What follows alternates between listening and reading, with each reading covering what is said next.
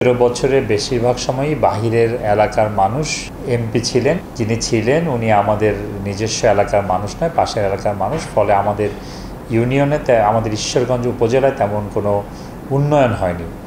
আমাদের রাস্তাঘাটগুলোর অবস্থা খুবই খারাপ। আমরা প্রথম যে জায়গাটাকে চিন্তা করব, আমাদের সরকার যদি ক্ষমতায় আসে, প্রথম আমাদের এই রাস্তাঘাটগুলোকে ঠিক করে মেরামত করে মানুষের চলাচলের উপযোগী করতে হবে। আমাদের অধিকাংশ মেইন রোডগুলোই খারাপ।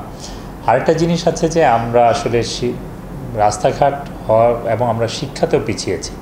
আমাদের উচিত আমাদের প্রত্যেকটা স্কুলের কন্ট্রোল নিয়ে আবার এগুলোকে মনিটরিং করে এর ম্যাক্সিমাম ছাত্রছাত্রীকে যারা ফেল করেছে তাদেরকে আবার স্কুলে ফিরিয়ে আনা এবং তাদেরকে আমাদের শিক্ষার হারটাকে 48% থেকে অ্যাটলিস্ট 80 to 85%-এ নিয়ে যাওয়া, এটাও আমাদের মেন টার্গেট হবে।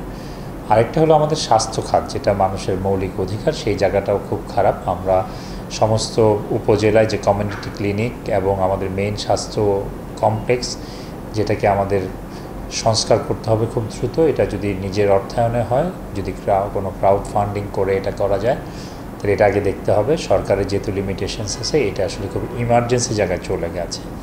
আরেকটা হলো যে আমাদের ঈশ্বরগঞ্জে 60% মানুষ হলো কৃষি নির্ভর। ফলে আমাদের 31 দফায় আমাদের দেশনায়ক জনাব তারেক রহমান যে কমিটমেন্টগুলো দিয়েছে, সেটা হলো আমাদের বীজ ব্যবস্থাপনা, সার ব্যবস্থাপনা এবং আধুনিক প্রযুক্তি, যেটাকে উনি বলছেন AWD প্রযুক্তি, সেটা কৃষিখাতে এনে সেটাকে এনহান্স করা এবং মানুষকে সেই টেকনোলজির উপরে ভিত্তি করে যাতে আমরা স্বল্প জায়গাতেই খুব বেশি পরিমাণ কৃষি পণ্য উন্নয়ন করতে পারি এবং এটাকে সংরক্ষণ করার প্রপার বাজার ব্যবস্থাপনাকে একদম আমরা ধরেন রাজনীতির বাইরে নিয়ে এসে একটা ভালো ব্যবস্থাপনা তৈরি করা।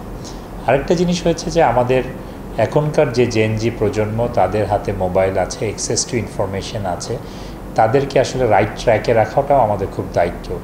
মাদক এবং ক্যাসিনোর প্রভাবটা আমাদের লোকাল এলাকায় মারাত্মক। এগুলোর ব্যাপারে জিরো টলারেন্স, এটা আমার ব্যক্তিগত এবং বাংলাদেশ জাতীয়তাবাদী দলের একই ধরনের চিন্তাভাবনা এই বিষয় নিয়ে। ফলে আমরা এটাকে অবশ্যই যাতে নির্মূল করা যায় সেই ব্যাপারে খুবই স্ট্রং পদক্ষেপ আমাদের থাকবে।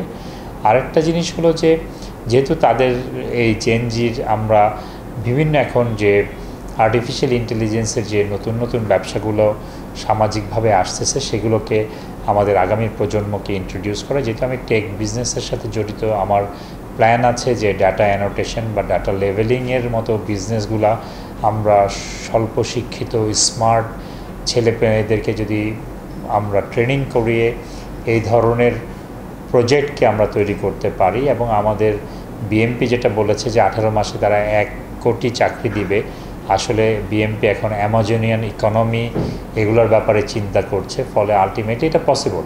ফলে আমরা ইজিলি আমাদের এখানে প্রায় 15,000 বেকার আছে, আমরা 4-5 হাজার মানুষকে কোনো না কোনোভাবে এই ধরনের লার্জ ল্যাঙ্গুয়েজের যে মডেলের যে ব্যবসাগুলো আছে সেখানে আমরা ইনক্লুড করতে পারি, যাতে তারা মোটামুটি তাদের হাতের মোবাইল এবং অ্যাক্সেস টু ইনফরমেশন দিয়ে এই অর্থগুলো ইনকাম করতে পারে। ফলে এটাও আমাদের একটা সামনে ভূমিকা থাকবে।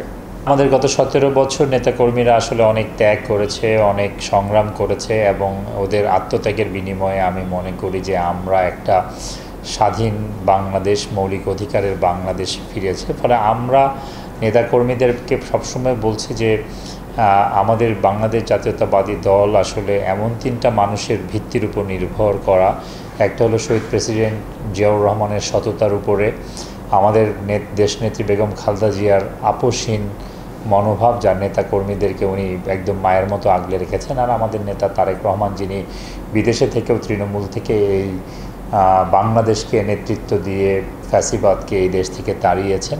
ফলে তাদের প্রতি প্রথম কথা হলো 5ই আগস্টের পরে আমরা মানবিক হতে চাই, মানুষের মৌলিক অধিকার যাতে আমাদের দ্বারা কোনোভাবেই ক্ষুণ্ণ না, এবং বিএমপি কখনোই কোনো অপকর্মকে এন্ডোর্স করে না। যেহেতু তাদের ত্যাগ আছে, আমরা 5 তারিখের পরেও এই জিনিসগুলোকে খুবই মূল্যায়ন করেছি। হ্যাঁ, 2-1টা ঘটনা, বিচ্ছিন্ন ঘটনা ঘটেছে, যারা আসলে প্রফেশনাল নটোরিয়াস আমাদের দলের নাম ব্যবহার করে আমরা তাদের ব্যাপারে শাস্তিমূলক ব্যবহার নিয়েছি।